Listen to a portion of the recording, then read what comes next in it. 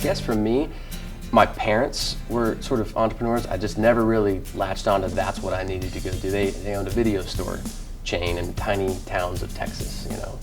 I was working for them at 14 or 15 or something really early and worked, you know, ever since. And so, you know, I sort of had ingrained in me that, I think, passion for work.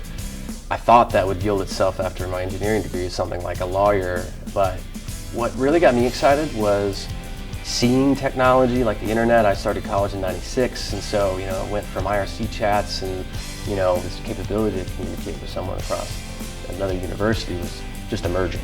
I'm very fortunate that my co-founder, David Lindley, and I worked together for about 10 years, starting in a security software company. And our focus at that company was to heuristically or behaviorally detect malware like Trojan horses and phishing attacks back in the early 2000s. It's the investment that we've made in our team and the product to not lose on security and to not lose the consumer's trust, which without it, you can get as far down the path as you want with 1 million consumers. But as soon as you have that one breach or that one thing that erodes the trust, I think as a consumer product, we know that that's the end. So we are partnered now with PayPal. Consumers told us very clearly, look, sounds lovely, Tabbedout. I don't know you yet.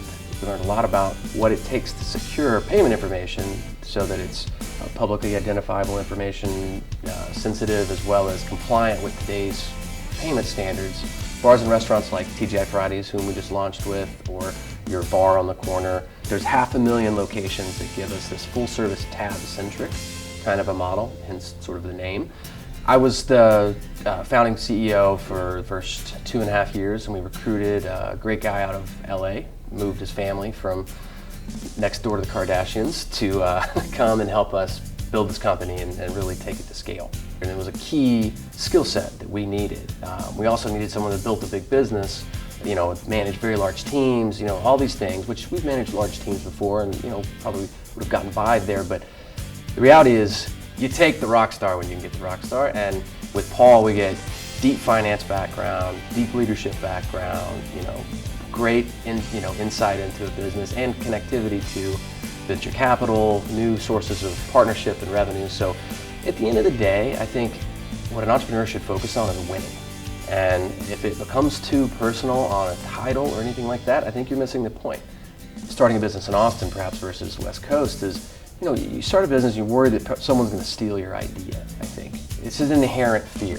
I think it's very telling about Austin that in the first week, you know, 7 different entrepreneurs called me, all on behest of, you know, a couple of angels to kind of welcome me in. And, you know, the first thing they tell you is, tell your idea, get help, right? Don't hold back or you're going to regret it. You're going to be sitting at 65 in a rocking chair if someone else had the success of your idea because you were holding too tight. Like, it's better to share your idea. It's better to get really terse feedback from someone who knows so that you don't do that in front of a venture capitalist and blow your opportunity to, you know, raise money for the company. So you have to have some luck to be successful.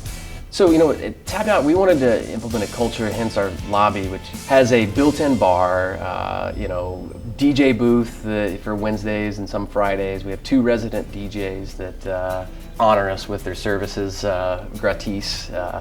You know, our culture is, whether it's a new idea, we have a point of sale set up and a bar set up, let's walk down and make sure that we got it right. Or if it's just, hey, you know what, I'm really tired of being in meetings all day, let's take it to the bar. And that's the way we try to, you know, foster a culture. We serve entertainment, bar and restaurant group, and many of our employees have some history in that field, myself included. But we wanted to make an environment that was conducive to solving problems in that particular space.